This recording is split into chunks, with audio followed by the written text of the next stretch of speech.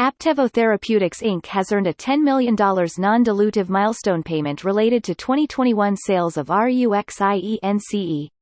Additionally, based on Ruxience 2021 fourth quarter and full-year sales results, the company is optimistic about the possibility of earning additional non-dilutive milestones totaling $22.5 million over the next 2 years. The company also announced that its Phase 1b trial evaluating lead drug candidate APVO 436 for the treatment of acute myeloid leukemia, AML, continues to enroll new clinical trial sites. The first complete remission patient, announced in 2021, is proceeding to transplant.